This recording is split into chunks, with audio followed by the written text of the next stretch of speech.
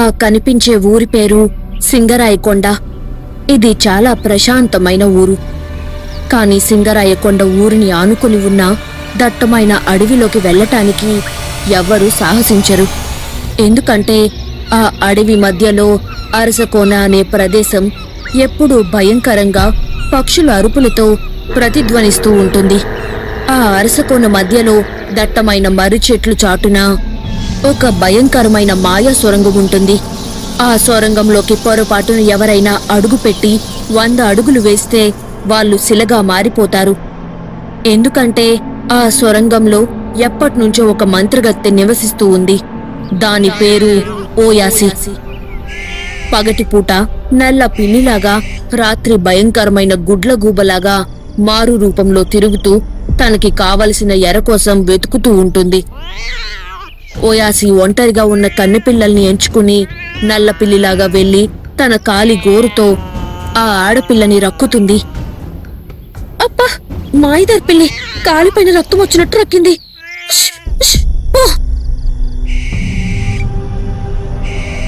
ఓయాసి రాత్రుళ్ళు గుడ్లగూబలాగా అరిచే అరుపు, అది చేస్తున్న మాయారాగం వల్ల తాను పగటిపూట ఏ ఆడపిల్లనైతే పిల్లి రూపంలో రక్కిందో వాళ్ళు పౌర్ణమి అర్ధరాత్రి మైకం కమ్మి దాని వశమవుతారు.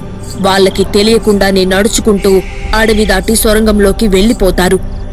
మాయ చేసి వాళ్ళంతట వాళ్లే రాత్రిపూట ఒంటరిగా ఇల్లు వదిలి పొలిమేర దాటి వచ్చేలాగా చేస్తుంది.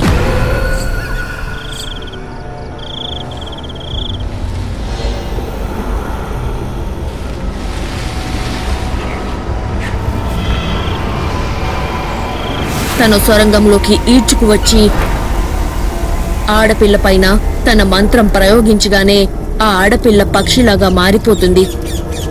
ఆ పక్షిని పంజరంలో బంధించి సొరంగంలో సూరికి తగిలించండి.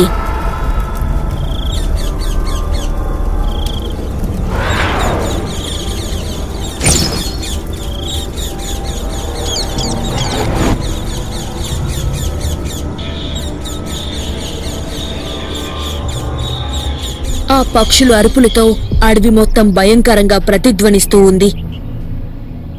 రాత్రి ఊర్లో ఆడపిల్ల కనిపించకుండా పోతున్నారు అని తెలిసి ఊర్లో వాళ్ళు చాలా బాధపడుతున్నారు. కొంతమంది యువకులు అడవిలో ఆ కనిపించకుండా పోయిన అమ్మాయిల కోసం వెతుకుతూ ఉన్నారు.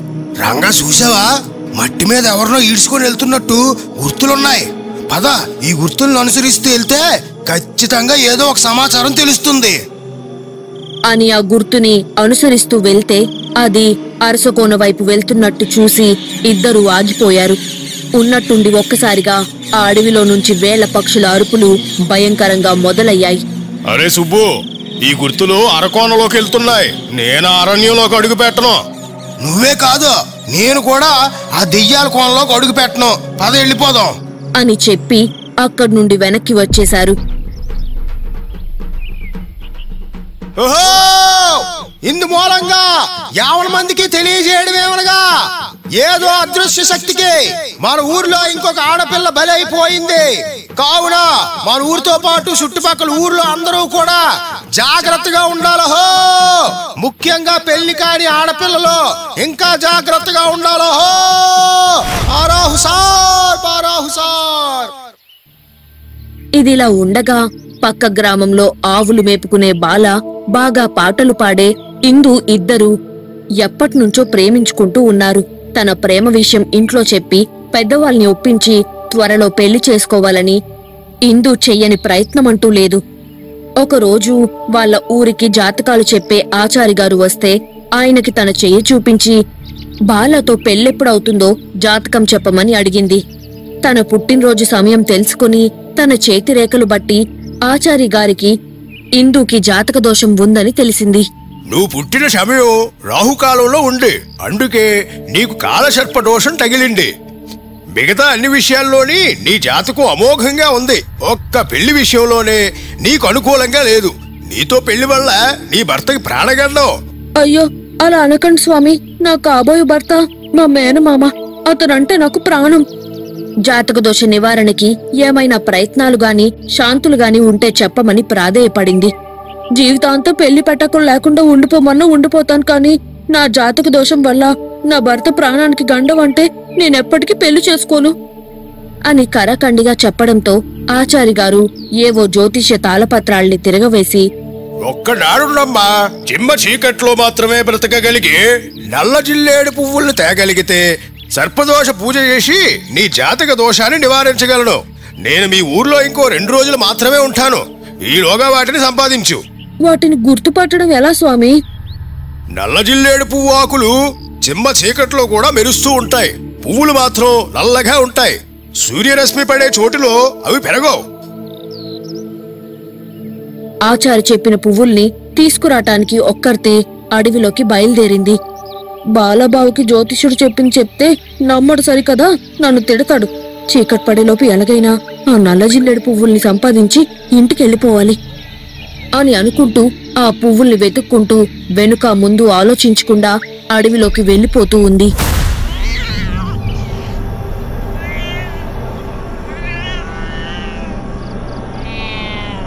ఇందుని ఒక నల్ల పిల్లి వెంబడిస్తూ ఉంది. అదేమీ పట్టించుకోకుండా ఇందు నల్ల జిల్లేడు పువ్వుల్ని వెతుక్కుంటూ మర్రి చెట్లు దాటి సొరంగం దగ్గరకు వచ్చేసింది. చీకటి సొరంగంలో ఏదో మెరుస్తూ ఉన్నట్టు కనిపించి అందులోకి అడుగు పెట్టింది.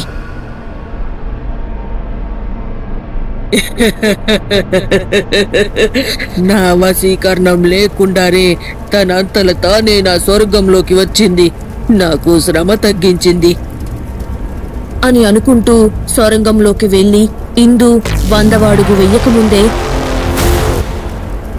బావా ఇందుని చిలకలాగా మార్చేసి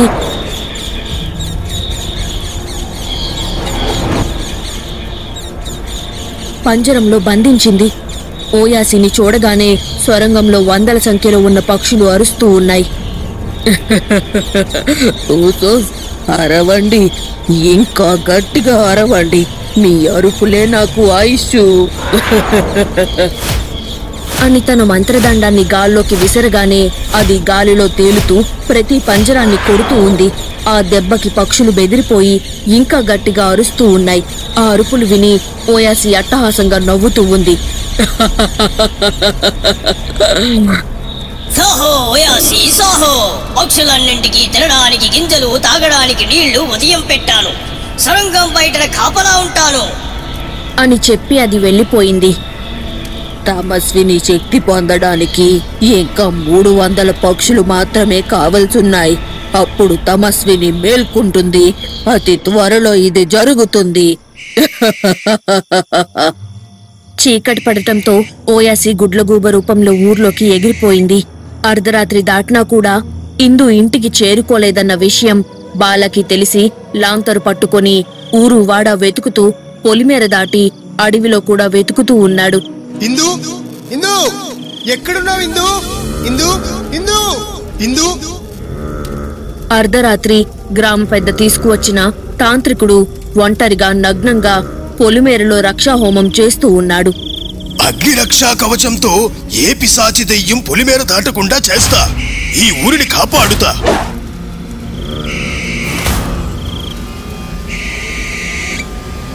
కాని క్షుద్రక్రియ మధ్యలో ఉండగానే వాడిని ఓయాసి ఘోరంగా చంపేసింది.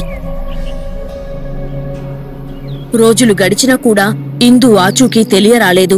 ఊర్లో వాళ్ళందరూ మిగతా అమ్మాయిలులాగే ఇందు కూడా అదృశ్యమైపోయింది, ఏదో భయంకర పిశాచి ఇందుని ఎత్తుకుపోయిందని అనుకున్నారు. గ్రామ పెద్ద వాళ్ళ ఊరు చుట్టుపక్కల ఆడపిల్లలు కనిపించకుండా పోవడానికి కారణమేమిటో తెలియక బయట ఊరి నుంచి రక్షక భటుల్ని తీసుకువచ్చి ఊరిలో రాత్రుళ్లు కాపలాగా నియమించారు. అయినా కూడా ఓయాసి తన మంత్రతంత్రాలతో వాళ్ళని స్పృహ లేకుండా చేసి ప్రతి అమావాస్య రాత్రిలాగే ఈ రాత్రి కూడా ఒక ఆడపిల్లని ఎత్తుకుపోయింది. 3 వారాలు గడిచినా కూడా ఇందు ఆచూకీ తెలియలేదు. అయినా కూడా బాల ఇందుపై ప్రేమ చావక తాను ఎక్కడో బ్రతికే ఉంటుంది అని ఊరూరు తిరుగుతూ ఇందు కోసం వెతుకుతూ ఉన్నాడు. అలా వెతికే క్రమంలో ఒకరోజు అడవిదారి గుండా సంబంగిపూర్ సంతకి మూలికలమ్మటానికి వెళ్తున్న ఒక అవ్వ బాల దీనమైన పరిస్థితి చూసి విషయమేంటో అడిగి కనుక్కుంది. తన బాధంతా అవ్వతో చెప్పుకున్నాడు బాల. ఎలాంటి అంతు చెక్కని సమస్యలకి పరిష్కారం మదిరలో ఉండే మంత్రాలవ్వ చూపగలదు. నువ్వు ఇప్పుడే మంత్రాలవ్వని కలు.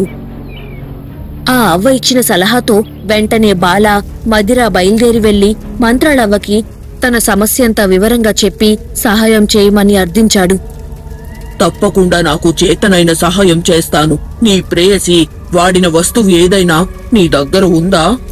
బాల గుర్తుగా దాచుకున్న ఇందు వాడిన రుమాలిని అవ్వకిచ్చాడు. దానిని బేతాలు ముగ్గులో పెట్టి అవ్వ మంత్రం చెప్పింది.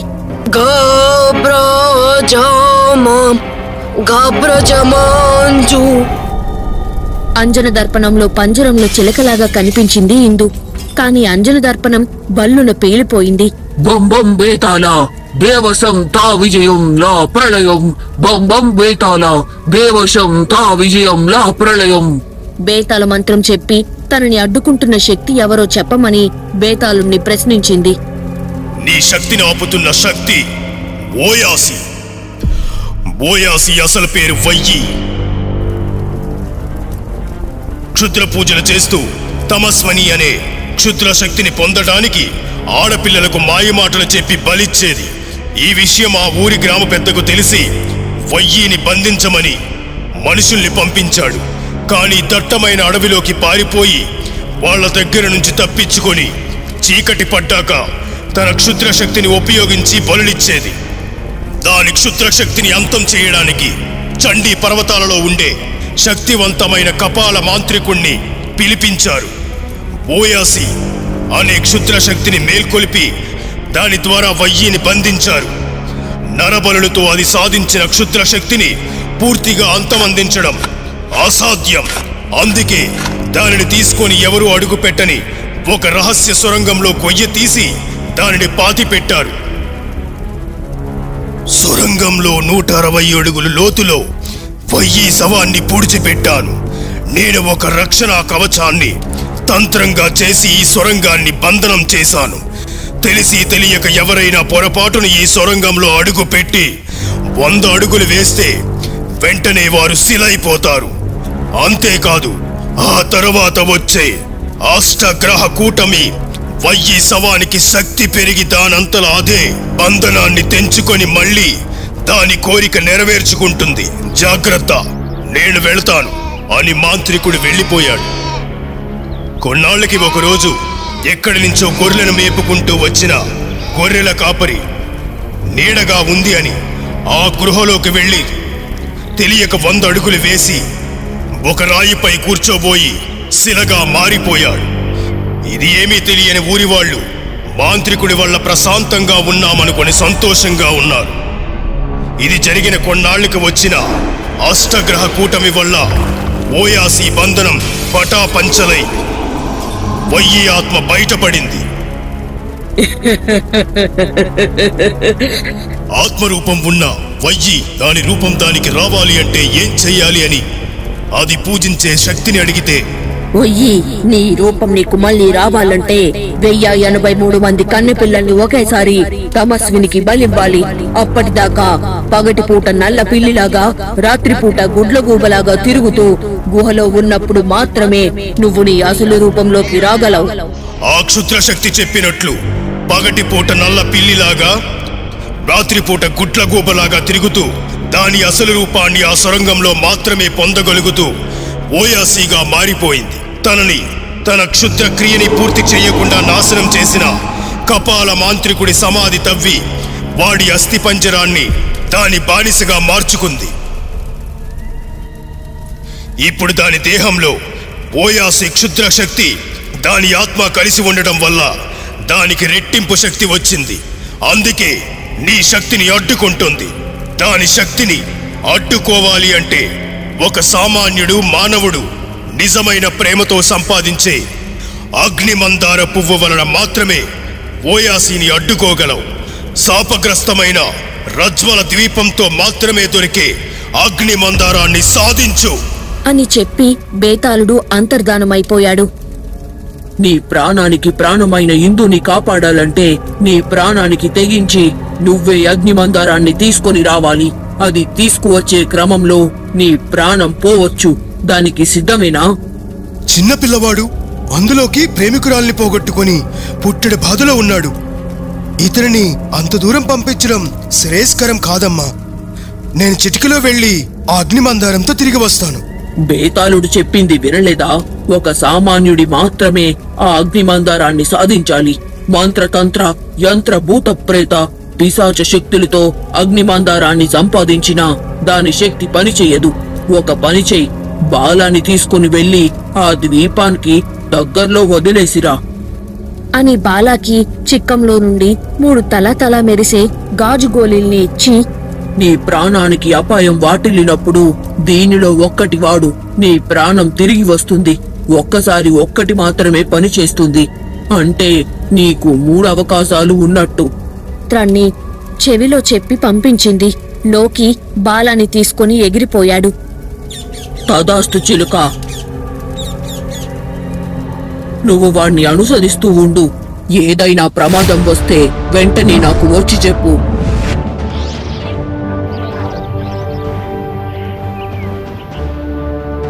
ఇక్కడి నుండి నీ ప్రయాణం నీ సొంతంగానే చెయ్యాలి. నువ్వు ప్రేమ కోసం చేస్తున్న ఈ సాహసం అద్భుతం. సోదరా, క్షేమంగా వెళ్ళి లాభంగా రా అని చెప్పి లోకి అక్కడి నుండి వెళ్లిపోయాడు. బాలా నడుచుకుంటూ తన ప్రయాణాన్ని సాగిస్తూ ఉన్నాడు. 4 రోజులు నడిచి ఒక చోటుకి చేరుకున్నాడు. అక్కడ ఎటు చూసినా చెమ్మగా ఉంది. అక్కడక్కడ ప్రాణాంతకమైన పువ్వులు ఉన్న సివేరి అడవికి చేరుకొని ప్రయాణం వల్ల అలసిపోయి చెట్టెక్కి పడుకుంటే ఏదో ప్రాణం బాధగా ఉన్న జీవి మూలుగుతున్న అరుపులు విని చెట్టు దిగి చుట్టూ చూస్తూ అరుపులు వినిపిస్తున్న వైపు వెళ్తే ముళ్ల పొదల్లో చిక్కుకొని 2 కళ్ళల్లోకి ముళ్ళులు గుచ్చుకోవడం వల్ల చూపు కోల్పోయి వారం రోజుల నుంచి తిండి లేక బక్కచిక్కిపోయిన మొసలి కనిపించింది. అతి కష్టం మీద ముళ్ల పొదల నుంచి విడిపించాడు. నా పేరు వజ్రకోశ. మీ సహాయానికి ఎప్పటికీ రుణపడి ఉంటాను. శాపం వల్ల నా దివ్య రూపాన్ని కోల్పోయి ఇలా మొసలిగా బ్రతుకుతున్నాను. కంట్లో ముళ్ళు గుచ్చుకోవడం వల్ల చూపు కోల్పోయాను. ఇక నేను తిండి ఎలా సంపాదించుకోగలను? నువ్వు కాపాడినా కూడా రేపో మాపో ఆకలితో చచ్చిపోతాను. మాట్లాడే మొసలిని చూసి మొదట ఆశ్చర్యపోయినా అది చెప్పిందంతా విని బాధనిపించి మంత్రాలవ్వ ఇచ్చిన 3 గాజు గోళీల్లో ఒకదాన్ని తీసి మొసలి పైన పెట్టి మంత్రం చదివాడు. దార దార ధారమిను శాక శాక శకదవు రురు రురు మానియే కీరి కీరి తారకే ఢమ్ ఢమ్ డమడం తారే ఆమ్ నో కారా మై మై మై. మొసలికి కంటి చూపు వచ్చి నీరసమంతా పోయి బలంగా మారిపోయింది. బాల చేసిన సహాయానికి కృతజ్ఞతలు చెప్పుకొని అక్కడి నుండి వెళ్లిపోయింది. ఇంకొక 3 రోజులు ప్రయాణం తరువాత ఒక పెద్ద సరస్సు ఒడ్డుకి చేరుకున్నాడు. అది దాటడానికి వంతెన, పడవ లాంటివి ఏమీ లేకపోవడంతో ఒక పెద్ద దుంగను తెచ్చి దానిపైన కూర్చొని సరస్సుని దాటబోయాడు. కాని ఆ సరస్సులో కొన్ని వందల సంఖ్యలో మొసళ్ళు ఉన్నాయి. అవన్నీ బాలాపై దాడి చేసి చంపబోయాయి. కాని బాలా కాపాడిన మొసలి వజ్రకోశ వచ్చి వాటన్నింటినీ తరిమికొట్టి బాలాని దానిపైన ఎక్కించుకొని అవతల ఒడ్డుకు చేర్చింది. నీకెప్పుడు అవసరమున్నా ఈ ఒడ్డుకు వచ్చి నన్ను పేరు పెట్టి పిలవండి. ఎక్కడ ఉన్న క్షణాల్లో మీ ముందుకు వచ్చి మీకు సహాయపడతాను. వెళ్ళొస్తాను అని చెప్పి ఆ మొసలి వెళ్లిపోయింది. అక్కడి నుండి దట్టమైన అడవి దాటి 2 కొండలు దాటి 3 అడుగుల లోతు ఉన్న నీటి ప్రవాహం దాటి వెళ్తే ద్వీపం చేరుకుంటాడు. బాగా అలసిపోవడంతో కాసేపు విశ్రాంతి తీసుకుందామని చెట్టు కింద కూర్చుని ఉంటే ఎగరలేక రెక్కలన్నీ కాలిపోయి కింద పడుతూ లేస్తూ ఏడుస్తూ వెళ్తూ ఉన్న ఒక పెద్ద రాబందును చూసి దాని దగ్గరకు వెళ్లి, అరెరే పాపం, దీని ఒంటి మీదున్న ఈకలు మొత్తం కాలిపోయేంటి? పాపం, దీనికి సహాయం చేద్దాం అని అనుకుని చిక్కంలో నుండి ఇంకొక గోళీని తీసి రాబందుపై పెట్టి మంత్రం చదివాడు. ధార ధార ధారమిను శాక శాక శకదవు రురు రురు మానియే కీరి కీరి తారకే ఢమ్ ఢమ్ డమఢం తారే ఆమ్ నో కారా మై మై మై. మంత్రం చదవగానే రాబందు పూర్వరూపం వచ్చి రెక్కల్ని చాచింది. హరకోకుండా తల తల మరిగే అగ్నిగుండ నీళ్లలో పడటం వల్ల నా ఒళ్ళు మొత్తం కాలిపోయి రెక్కలు ఊడిపోయి ఎగరలేక వారం రోజుల నుండి తిండి లేక అలమటిస్తున్నాను. నన్ను కాపాడినందుకు కృతజ్ఞతలు. నీ మేలు ఎప్పటికీ మర్చిపోను. నాకు ఇందాక నీ అరుపులు పక్షి అరుపుల్లాగే వినిపించాయి. ఇప్పుడు మాత్రం స్పష్టంగా మాటల్లాగా అర్థమవుతున్నాయి. అదేలా? ఏమో, నాకు కూడా తెలియదు. బహుశా నువ్వు నాపై పెట్టిన ఆ మెరిసేమని వల్ల ఉండొచ్చు అని చెప్పి రాబందు అక్కడి నుండి ఎగిరిపోయింది. అతి కష్టం మీద బాల ద్వీపం చేరుకుని చూస్తే అగ్నిమందారం గాలిలో తేలుతున్న పెద్ద రాతి దిబ్బల పైన ఉంది. వాటిపైకి చేరుకునే మార్గం లేక ఏం చెయ్యాలో అర్థం కాక అక్కడే బాధతో కూర్చుండిపోయాడు. చెట్లు నుండి సేకరించిన కాడులతో పేనిని తాడుని బలమంతా ఉపయోగించి పైకి విసిరినా కూడా చాలా ఎత్తులో ఉన్న ఆ దిబ్బపైకి తాడు చేరుకోవడం లేదు. ఇక అగ్నిమందారాన్ని సాధించలేనన్న దిగులుతో కూర్చుని ఏడుస్తూ ఉన్నాడు. అయ్యో, నా ఇందు నేను ఇంక రక్షించుకోలేనా? వట్టి చేతులతో వెనక్కి ఎలా వెళ్లేది అని ఏడుస్తున్న బాలాని ఆకాశంలో ఎగురుతున్న రాబందు చూసి తన ముందు వాలింది. బాల కష్టమంతా రాబందుతో చెప్పి అగ్నిమందారాన్ని తెచ్చిపెట్టమని అడిగాడు. క్షణం ఆలస్యం చెయ్యకుండా రాబందు రివ్వున గాలిలోకి ఎగిరి అగ్నిమందారాన్ని నోటితో తెంపుకుని వచ్చి బాలాకి ఇచ్చింది. బాలా మందారాన్ని తీసుకుని వెనక్కి బయలుదేరాడు. సరస్సు దగ్గరకు వచ్చి వజ్రకోశాన్ని పిలవగానే అది తనని వీపు మీద కూర్చోబెట్టుకుని అవతల ఒడ్డుకు చేర్చింది. 4 రోజులు ప్రయాణం చేసి సరాసరి వాళ్ళ ఊర్లో ఉన్న అడవిలోకి వెళ్లి సొరంగంలో నడుచుకుంటూ లోపలికి వెళ్తూ ఉన్నాడు. ఈ పువ్వుతో నా ఇందుని ఎత్తుకుపోయిన దెయ్యాన్ని చంపేస్తాను అని అడుగులు వేసుకుంటూ లోపలికి వేగంగా వెళ్తున్నాడు. సరిగ్గా 100వ అడుగు వెయ్యగానే అక్కడికక్కడే శిలగా మారిపోయాడు. అక్కడ బాలా శిలగా మారిపోగానే ఇక్కడ మధురలో మంత్రాలవ్వ ఇంటికి తదాస్తు చిలుక ఎగురుకుంటూ వచ్చి,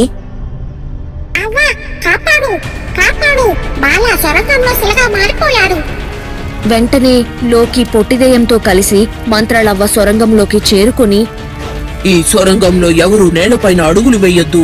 నేను చెప్పే వరకు గాల్లోనే తేలండి. అవ్వ చెప్పినట్టు అందరూ గాల్లో తేలుకుంటూ వెళ్లి ఒక్కొక్క పక్షిని విడిపిస్తూ ఉన్నారు.